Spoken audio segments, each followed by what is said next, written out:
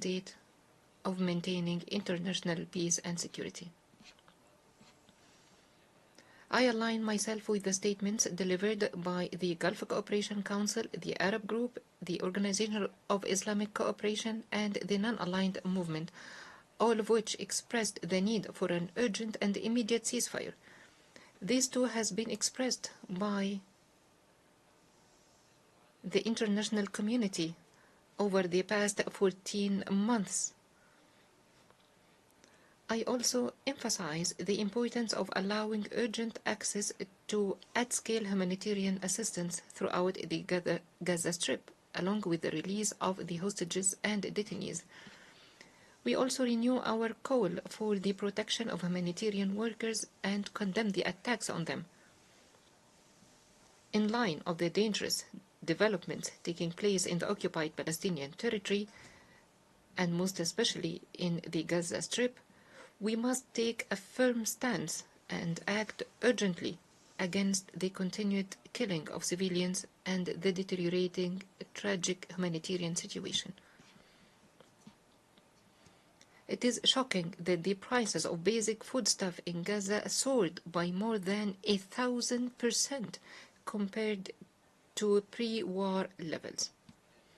This is in addition to the displacement of more than 130,000 people over the past few weeks due to the Israeli military's ongoing operations. While in the West Bank, there is rising violence and accelerating settlement activities. On the other hand, the ceasefire agreement reached between Lebanon and Israel last month gave us a glimmer of hope of a permanent ceasefire along the Blue Line and the implementation of Resolution 1701. This would spare the people of Lebanon additional suffering. At the same time, the United Arab Emirates strongly condemns the Israeli forces' recent siege of the buffer zone in the Golan Heights. This is in violation of international law, particularly the agreement of disengagement signed between Israel and Syria in 1974. We stress our commitment to the unity, independence, and territorial integrity of Syria, and will continue our calls for de-escalation in the region and the restoration of security and stability. Madam President, UNRWA's development and relief mandate to support and protect Palestinian refugees is extremely important.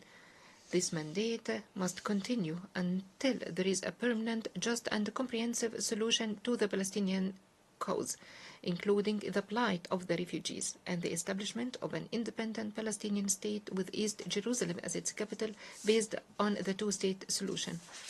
Both the General Assembly and the Security Council have an important role to play in addressing all actions aimed at undermining UNRWA's work, including the Israeli Knesset's recent decision to prohibit the work of the agency and continue enabling the agency so that it can continue its work and perform its indispensable and irreplaceable role. In this regard, we stress the importance of the Secretary General's message in his 9 December letter regarding the serious challenges facing the agency and the impact of the Knesset's decisions. On the other hand, we commend the recommendations of the report of the Independent Review Group led by Catherine Colonna, and we encourage their implementation to improve the working methods of the agency in the long term. Finally, Madam President, let us work together to end this protracted conflict and to protect the Palestinian people and all other peoples of this region from the plight of war and destruction. Let us support their aspirations of justice, security, and stability. Thank you, Madam President. I thank the distinguished representative of United Arab Emirates. I now give the floor to the distinguished representative of Brazil.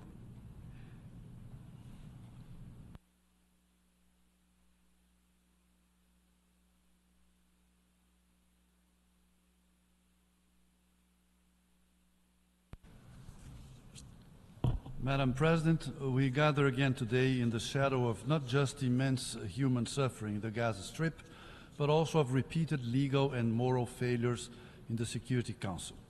The ongoing tragedy in Gaza has demanded immediate and decisive action for over a year now.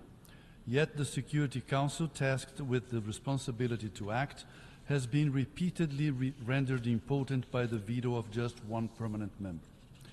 Indeed, the United States has yet obstructed another ceasefire resolution, yet another one that could have contributed to stopping the carnage against Palestinians, allowed humanitarian assistance in and within Gaza, enabled the unconditional release of hostages, and paved the way for real diplomatic efforts towards sustainable peace. The veto in this instance is indefensible. It sends a chilling message that the lives of Palestinian men, women, and children are expendable. This is not merely a diplomatic failure. It is a betrayal of the principles upon which the United Nations was founded. The veto here continues a troubling pattern of complete disregard for Charter responsibilities by some permanent members, seriously undermining the integrity, legitimacy, and effectiveness of the Security Council. Colleagues, the situation on the ground is appalling. There are reasonable grounds to believe that serious international crimes are being committed in the Gaza Strip, and yet the Security Council is prevented from acting. The recurrent veto with respect to the situation in Gaza has been enabling impunity, emboldening aggressors. This raises urgent legal and moral questions about accountability. Moreover, a deeper sense of empathy has been absent in this repeated abuse of veto power. The population in Gaza are not statistics. They are human beings with hopes, dreams, and an inherent right to live in dignity in a sovereign state. Permanent members, all permanent members, have an obligation over the responsible use of the veto. A moral duty stems from that responsibility.